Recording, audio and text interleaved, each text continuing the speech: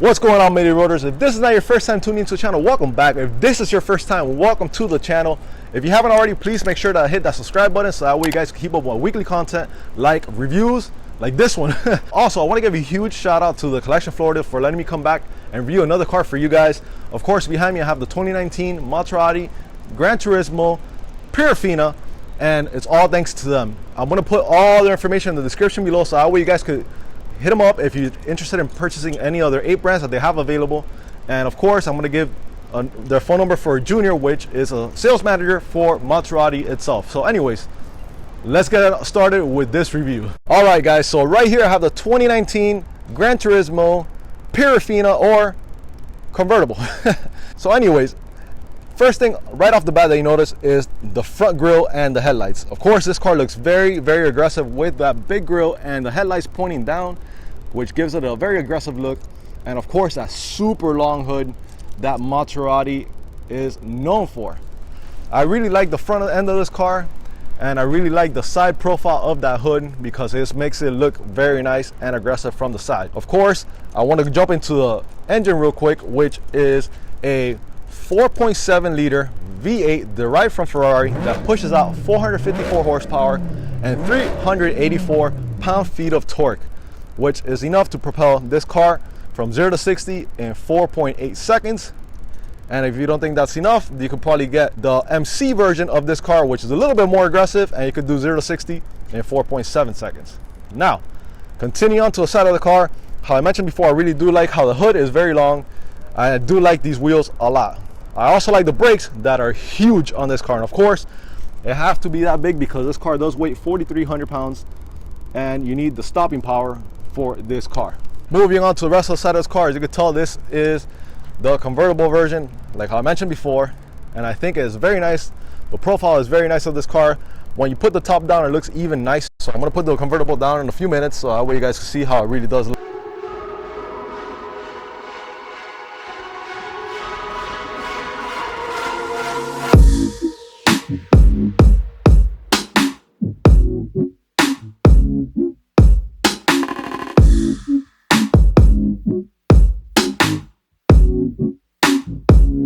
Something that I found that was very cool on these doors was that it does have 2 buttons right here.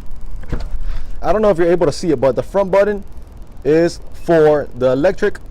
It has like an electric button so that when you press it, it does push out the door for you. And then the one in the inside is more of a manual button, so that way, or for whatever reason the battery dies, you can just use this one to open the door instead of using the electric one, which is this one. And you can tell when I hit the electric one, you hear the little motor work.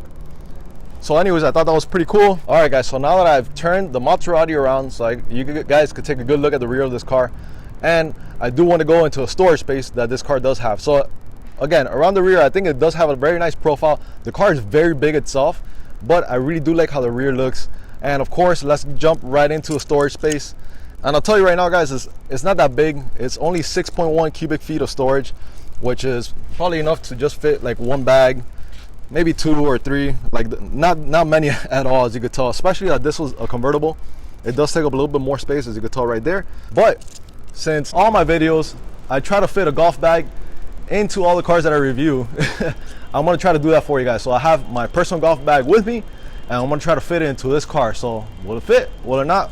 Let's find out. All right, guys, so like I mentioned before, I try to fit my golf bag into all the cars that I review, so I have it right here, and let's get started with that. So let me pop the trunk. Oh, it might fit. Put that bag down. So if I take out my driver, it'll definitely fit. I think it does. So yeah, I mean, it might fit. The driver is all the way up to here, so if I take this out, it'll definitely fit in there. But what I like to do is that I can just put in the passenger seat, and it really does save me the headache of trying to fit it into a trunk.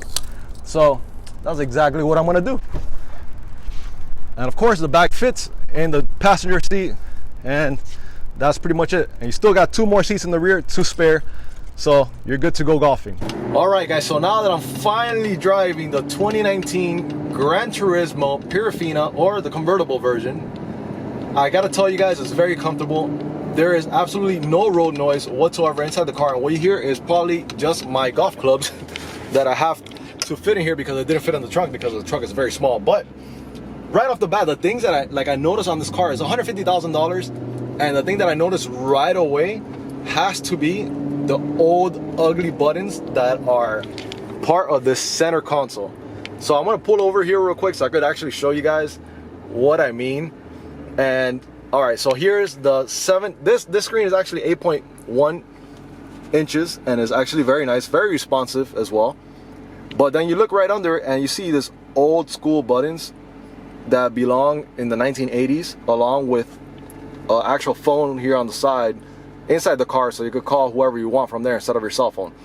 But just that looks hideous, and for $150,000 I think Maserati could have done a little bit better. And maybe if they would have come out with more technology on this car sooner, they would have actually still been wanting to produce this car a little bit more, because the interior is actually very nice.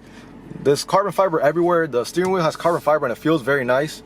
And the only thing I don't like about the steering wheel being carbon fiber is that I have a ring finger, so when I turn I feel like it hits it, so I don't like that. But the rest of the car in the interior is beautiful. Look at the speedometer, and of course the tach. That blue inside the tach and the speedometer, I think is very nice, very nice. There's a little clock here, which I don't know why people even, or companies even do that, but whatever. There's a clock there, and there's a time here, and then you have this ugly digital display there that's from like the 1980s. But whatever. Talking about the steering wheel, I really don't like how the paddle shifters are so damn big and they don't turn with the car, so they stay there. So if you're turning and you want to upshift, you have to like move your hand down and upshift, which I don't like whatsoever, but not a big deal, of course. And moving along to the back of the car, there is 2 cup holders back there, along with 2 speakers in the middle between the 2 passengers, which is Harman Kardon, and it does sound fantastic. In the center console, there's a little bit more space here, and please ignore my phone, but there's a little bit of space here, along with a few USB port, and there's also USB ports in the rear for the passengers as well. So again, nothing crazy in the interior. I think it's very plain, but it's very nice at the same time. Everything feels very good because it is leather and it doesn't sound plasticky at all.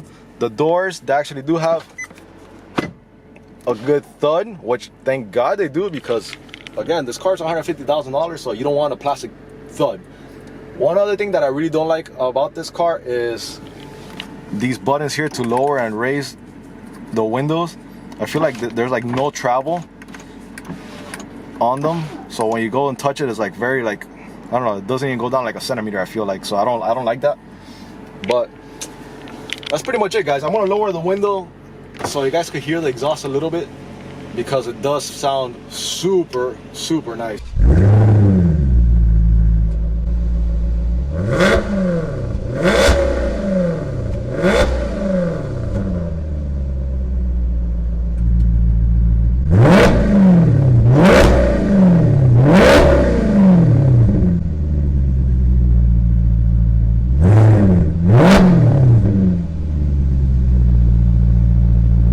So I have it in sport mode, and